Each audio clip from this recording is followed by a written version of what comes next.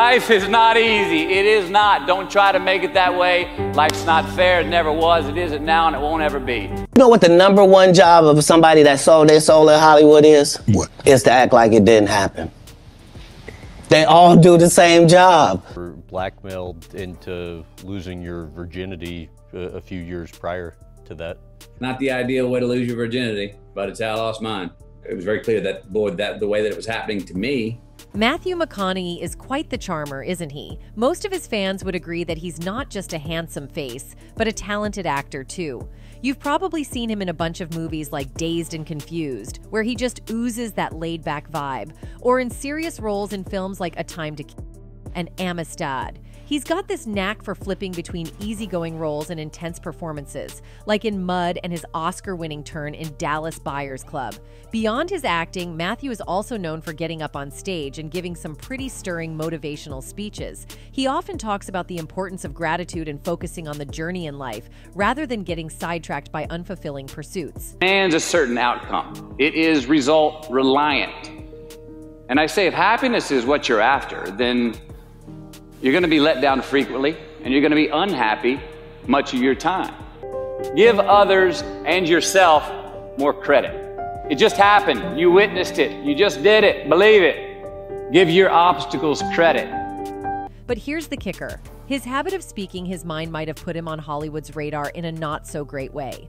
Hollywood, as glamorous as it appears, isn't too keen on folks who rock the boat too much. They prefer celebrities to either join their ranks quietly or look the other way. Matthew isn't the type to just zip his lips, though. His speeches don't just motivate. They sometimes reveal the less savory sides of Hollywood, or what he calls the far left of the industry. It's almost like he's been targeted for not sticking to the script, metaphorically speaking. And he isn't the only one who's hinted at this sort of thing. Katt, another big name, but from a different corner of the entertainment world, echoes similar sentiments. He's talked about the power brokers in Hollywood who decide who's in and who's out. According to him, if you don't play by their rules or if you step out of line, you could be scrubbed from the scene altogether. You know what the #1 job of somebody that sold their soul in Hollywood is? What? Is to act like it didn't happen.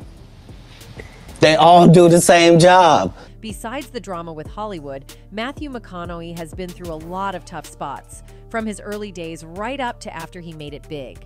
Matthew McConaughey was born in November 1969 in Texas. Even as a student, he was popular and even bagged an award titled Most Handsome Student. However, life at home wasn't exactly smooth for the young actor. He later revealed that he witnessed violent incidents as a child but never really thought his parents were abusive, even though he acknowledged that others would probably perceive their actions as such. He said, "I was scared at the moment, but even then and immediately after that, I didn't ever question the love that mom and dad had, or the love that they gave us."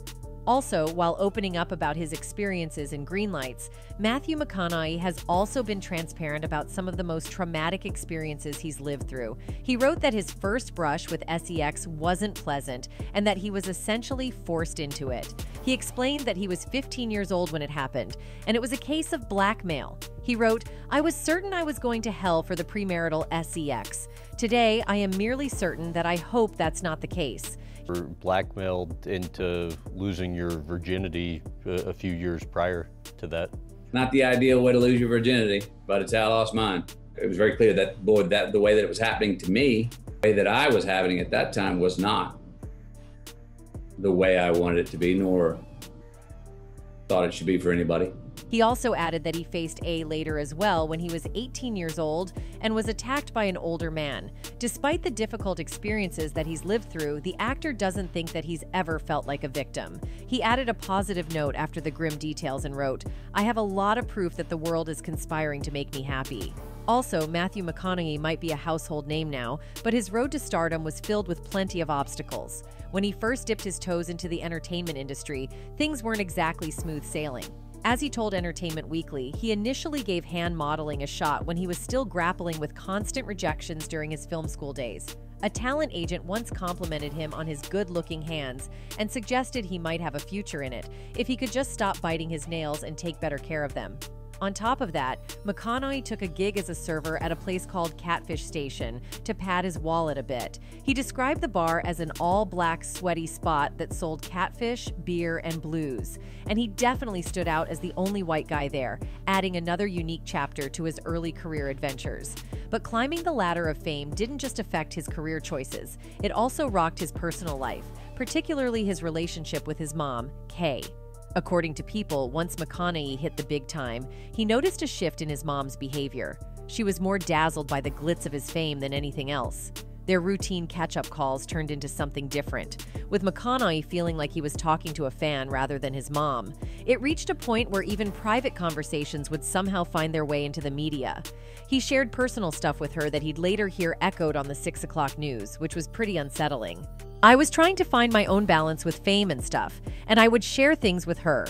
Some of those things I would share might show up in the 6 o'clock news 3 days later, McConaughey revealed. So I would have conversations, and then all of a sudden, whoop, what we talked about shows up in the paper 3 days later. What, Mom? That was between us. Oh, I didn't think, what's fine. No, Mom, don't share. This breach of trust led to a long estrangement. Matthew didn't speak to his mom for 8 whole years. Eventually, they mended fences and started talking again, but it took a lot for McConaughey to get past the hurt and rebuild that trust. Also, Matthew McConaughey's life has been anything but dull, peppered with some pretty wild moments. Take, for example, the infamous incident from 1999, which he details in his memoir, Green Lights. Picture this. It's the middle of the night, and there's McConaughey in his own home, stark, just chilling and smoking a bowl while jamming to the hypnotic African beats of Henri Dikonge. Sounds like a pretty relaxed night, right? Well, not so much, because the Austin police weren't having any of it. They busted into his place, slapped on the handcuffs, and charged him with disturbing the peace, possession of marijuana, and resisting arrest. McConaughey's response? He defiantly refused to dress up, insisting he was just minding his own business in his home. He saw it as a way to stand his ground, showing he wasn't in the wrong. The whole ordeal ended with him paying a mere $50 fine, but the story blew up, sparking a local trend of bongo naked t-shirts all over Austin. But McConaughey's life took a serious turn in the early 2000s when he decided it was time for a break, what ended up being known as the McConaissance. Frustrated with being pigeonholed as the romantic comedy guy, he stepped away from the spotlight for a whopping 20 months. He said, "What happened was I was the rom-com guy. I was the shirtless guy on the beach. That was fine. Yes, I said it then, and I'll say it now.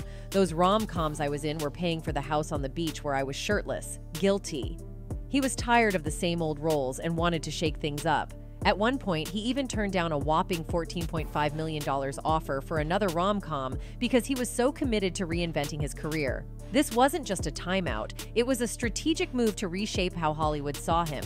His time out of the limelight was all about transformation. He described it as becoming a new good idea in the minds of filmmakers, and boy, did it work. When he returned, the doors to more varied and challenging roles swung open. McConaughey's bet on himself paid off, allowing him to tackle the more complex characters we now know him for. Also, Matthew McConaughey, despite being a gifted actor, hasn't always landed the roles he's pined for, and some of those could have seriously amped up his career. Take, for instance, the role of Jack in Titanic, which famously went to Leonardo DiCaprio. What was your Titanic audition with Kate Winslet like, and do you think you could have done a better job than Leo? You auditioned for Titanic? Oh, no, I never got the role. The audition went great. Right. I actually did think I had it. It's a bit of Hollywood trivia that not everyone knows, but Kate Winslet once revealed she actually auditioned with McConaughey for the film. She said, "I auditioned with Matthew, isn't that weird? Never said that in public before. I auditioned with Matthew, which was completely fantastic. It just wouldn't have been the whole Jack and Rose, Kate and Leo thing." Imagine how different that movie might have been with McConaughey steering the ship. Auditioned with Matthew, isn't that weird? You auditioned Yes, with I Matthew did. McConaughey? Never said that in public before. Wow. I did, yes, I did. I auditioned with Matthew, which How was would- completely fantastic. Would have been totally... Then there was the time McConaughey had his sights set on playing the Hulk, a role he was pretty excited about. Unfortunately, despite his enthusiasm, he was turned down flat when he pitched himself for the part.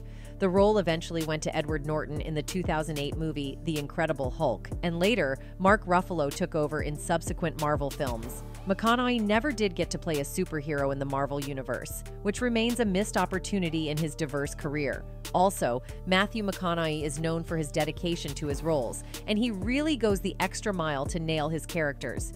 For the 2016 film Gold, he put on a whopping 45 pounds to authentically portray businessman Kenny Wells. Unfortunately, despite his hard work, the film didn't do well, and all that effort didn't pay off in terms of critical success or box office numbers.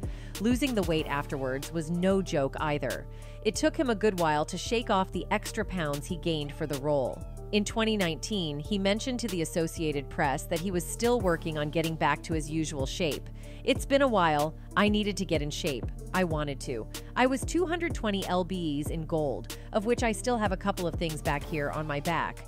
Moreover, for Gold, he even went as far as shaving his head. But alas, the harsh reviews rolled in and no awards buzz followed. Contrast that with his role in the 2013 film Dallas Buyers Club, where he famously dropped about 50 pounds and delivered a performance that won him an Oscar. Now, even with that Oscar to his name and several standout performances in films like Interstellar, White Boy Rick, Serenity, and The Gentleman, box office success has often eluded him. He's candidly expressed in his memoir Green Lights that despite his critical acclaim, he's had relatively few hits when it comes to raking in the dollars at the box office. In 2017, The Guardian even commented on a low period in his career, suggesting maybe it was time for McConaughey to take another break, a second McConaissance, to revitalize his career trajectory. It's been tough. He's definitely hit a few rough patches. Take 2016, for instance, which was a particularly brutal year for him. His movie Free State of Jones bombed hard, failing to earn back even half of its production budget. And then there was The Sea of Trees, which was met with boos from the audience at Cannes, definitely not the reaction any actor hopes for. Clearly, Matthew McConaughey has had to navigate some pretty stormy waters in the industry, but he's not alone in this. Many actors find themselves at the mercy of Hollywood's heavy hitters, battling through ups and downs, trying to find their footing in an industry that can be as ruthless as it is rewarding. Let's take a look at some other famous cases of blacklisting in Tinseltown. First up, we've got Tippi Hedren. You might know her from Alfred Hitchcock's classics like The Birds and Marnie. But behind the scenes, things were pretty rough for her. She's spoken out about how Hitchcock SA'd her during filming. When she turned him down, he basically made her life a living hell. He ordered the rest of the cast not to talk to her and even set up his dressing room next to hers with a sneaky adjoining door on Marnie. He told me he'd ruin my career. I said, do what you have to do. I don't care. I'm out. And it's not just about SA. Hedren also said Hitchcock blocked Universal, the studio she was under contract with, from submitting her performance in Marnie for an Oscar, and he prevented her from working for 2 whole years. Studios were the power, Hedren said in 2012. And I was at the end of that, and there was absolutely nothing I could do legally whatsoever. There were no laws about this kind of a situation. If this had happened today, I would be a very rich woman. Then there's Brendan Fraser, who was a big deal in the late 90s and early 2000s, especially thanks to his role in the Mummy franchise. But his career hit a major speed bump, and he says the former president of the Hollywood Foreign Press Association, Philip Burke, is partly to blame. Fraser claims he was SA'd by Burke at the Beverly Hills Hotel in 2003. After that, he noticed he was getting fewer invites to the Golden Globes, which the HFPA runs, and fewer opportunities in Hollywood. The phone does stop ringing in your career, and you start asking yourself why.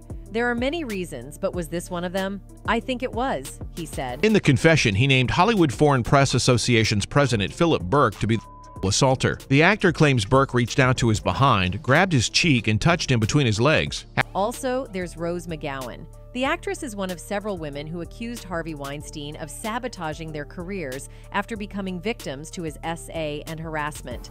In McGowan's case, she claims that she was R-worded by the movie producer round about the time of the release of Scream, and after settling out of court, he allegedly tried to tank her movies.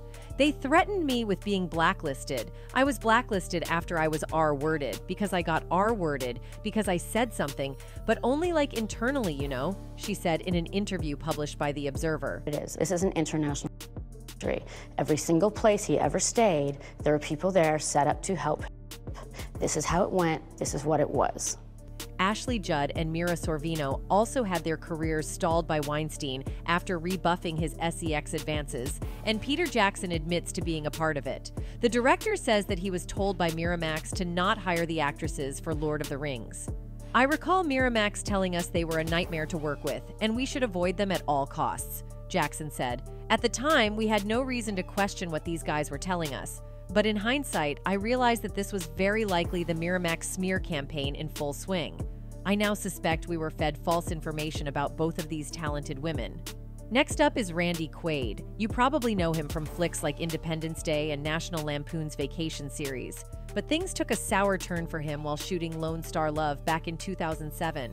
According to reports, Quaid got into it with a crew member, but it was his wife, Evie, who really stirred up trouble. She sent some nasty emails to the producers, shared a naked photo of herself holding a gun with the cast and crew, and even broke the rules by filming rehearsals.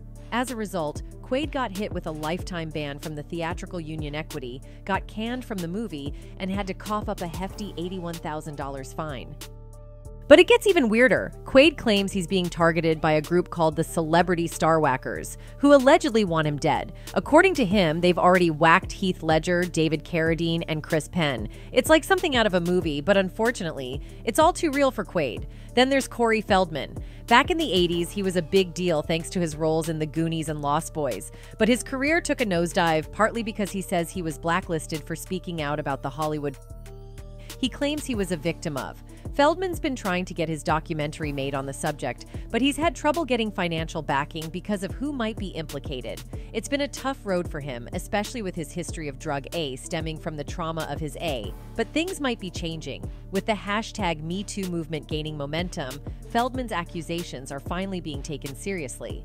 These days, he's focusing more on advocacy work, especially around Child A in the entertainment industry. Then for Monique, she has been on this crusade, calling out Lee Daniels and OPR Winfrey for what she sees as them messing with her career. It's been brewing for years, but recently she dropped some serious tea on Club Shay Shay. OPR allegedly snatched up roles that were meant for her. Like, remember The Butler? Yeah, it was supposed to be hers, or so she says. Lee Daniels apparently offered it to her, but when OPR expressed interest, well, you can guess who ended up with the part. And it doesn't stop there. Lee Daniels had this biopic in the works about Richard Pryor, and guess who he wanted to play the grandmother? Monique. But lo and behold, OPR swoops in and claims the role for herself. The movie The Butler, that movie was offered to me. Lee Daniels came out and said, I did offer Monique the Butler. But as he said to me, he said, Mo, at the time I didn't have no power and I didn't have no money. So when Oprah said she wanted it. Let's rewind a bit to the Monique and OPR showdown. This drama started way back in 2009 when Monique starred in Precious, a movie produced by OPR and Tyler Perry and directed by Lee Daniels. The real beef kicked off when OPR and Tyler decided Monique should hit the press circuit for the film without any paycheck. Monique wasn't having it and straight up said, "Nah, not in my contract." According to Monique, she only got a measly $50K for the whole movie, which was barely enough. Now they wanted her to jet around the world promoting the film for free, not on Monique's watch. But OPR and Tyler didn't take her refusal well at all. Instead, they started trashing her reputation in the industry, spinning a narrative about her being difficult to work with. Monique spilled the tea, saying Tyler Perry told her, "You may want to consider promoting this film because if you get nominated for an Oscar, your next film is $3 to $5 million. And if you win it, your next film is $6 to $8 million. Monique was like, "Hold up, I'm a black woman. Where are they paying those salaries, brother?" She straight up told Tyler, "I can't work for free. I've done what I was supposed to do. I can't go overseas and do this for free." Their back and forth continued, with Tyler saying he doesn't believe in giving money away for free, and Monique firing back, "I don't believe in working for free, so we on the same page?" He goes on about his spiel, you know. I said, well, listen, you can write me the check for me to go overseas. I don't care where the money comes from, but I'm not going to do it for free. She also claimed Tyler Perry allegedly went the extra mile to mess with her acting gigs. According to Monique, it all went down after she turned down a request to fly to France for the Cannes Film Festival, tied to promoting the movie Precious.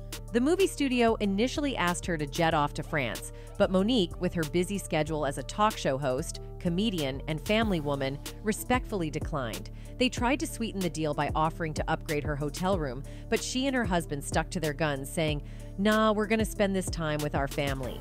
When the third call came and they asked, "What's it going to take to get Monique to France?" her husband straight up asked, "Is there a number associated with it?" That's when they dropped the bomb that they would never pay for anyone to do promotions for a movie. Monique revealed she was paid a mere $50,000 for Precious, and it wasn't about the money. She signed up to do it with her friend. The interviewer dug in, suggesting she needed the money to feed her family and pay bills, and Monique responded, "I think that's what America says. We all say, I can't do it for free." She explained that when the movie studio refused to pay for her Cannes appearance, they didn't make a fuss. But then the reports started flying, painting Monique as demanding and difficult. The whole thing boiled down to a simple request that they understood couldn't be met. But suddenly, Monique found herself labeled, and that's where the drama kicked in. Understood, because what people didn't know was I was paid $50,000 to do the movie Precious. And it really wasn't about the money, and I'm not complaining because I signed up to do it with my friends. We can't set a precedent and pay you to do this. We didn't have an issue with them. Okay. But that's when the reports came that now Monique is being demanding and she's being difficult. So it's clear that blackballing is a real issue in Hollywood. Now, we want to hear from you. Which other actor do you think has been blacklisted? Drop your thoughts in the comments below, and we'll catch you in the next video.